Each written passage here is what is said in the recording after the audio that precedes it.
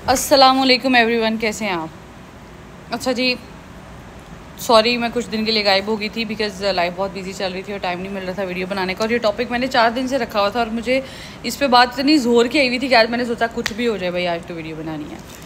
Topic ये है जी कि हमारे माशरे का एक बहुत डरावना और घिनौना और बहुत एक नेगेटिव पहलू है। हमारे माशरे में बेटियों के दिमाग में ये बात डाली जाती है कि पढ़ने वाली, को एजुकेशन में पढ़ने वाली, यूनिवर्सिटीज़ में और काम करने वाली लड़कियां अच्छी नहीं होती। जिन्हें आज़ादी का शौक़ होता है वही घर से बाहर निकलती हैं। मैं 100% अवाम को इसमें टारगेट नहीं कर रही बिकॉज़ मैं भी उसी माशरे से हूँ और मेरे वालिद साहब, मेरे भाई ने कभी मुझे पिंजरे में बंद करके नहीं रखा। अगर रखते तो आज मैं इस मुकाम पे ना बैठी होती। बट मेरी ही फैमिली में 80% लोग ऐसे हैं जिनकी बेटियों को जॉब करने की इजाज़त नहीं है।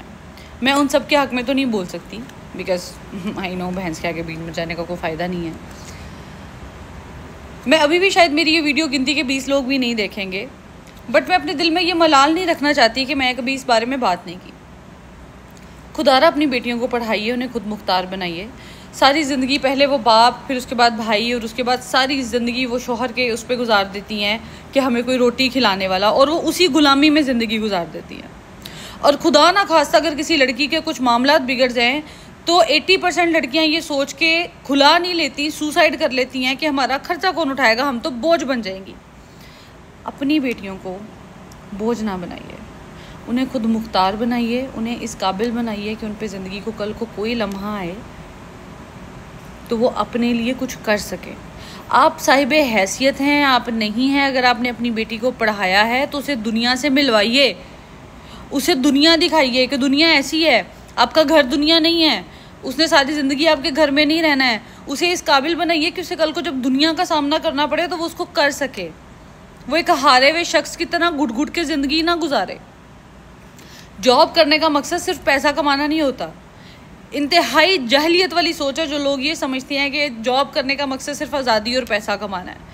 आप जब 10 लोगों में उठ के बैठना स्टार्ट करते हैं ना अपने घर से बाहर के, आपकी टोन, आपकी ड्रेसिंग, आपको सर से लेके पाँव तक आपकी पर्सनैलिटी में फ़र्क पड़ता है। ये उन जाहिलों को क्या पता जो अपने घर से कभी बाहर ही नहीं निकले होते।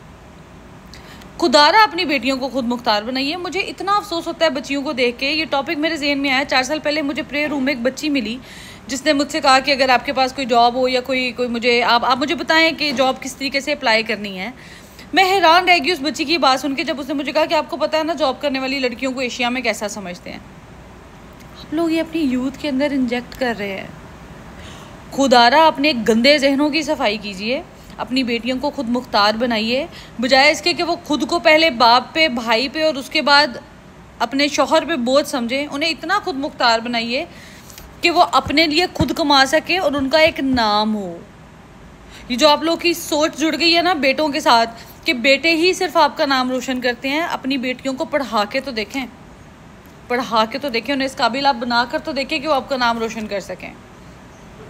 मुझे बहुत अफसोस होता है। मैं इवन अपनी फैमिली की बात करूं तो हम लोग all our cousins are educated, but पूरे ख़ानदान में से मेरी माइंड में अगर कोई 3 लड़कियां हैं जिन्होंने जॉब की तो मैं, मेरी भाभी जो कि मेरे मामा की बेटी हैं और उन्होंने कॉल सेंटर में जॉब किया, और मेरी एक कज़न जिनको डाइवोर्स हो गई थी, उन्होंने अपने 3 बच्चों को पालने के लिए बहुत स्ट्रगल की, बहुत सारी जॉब्स की।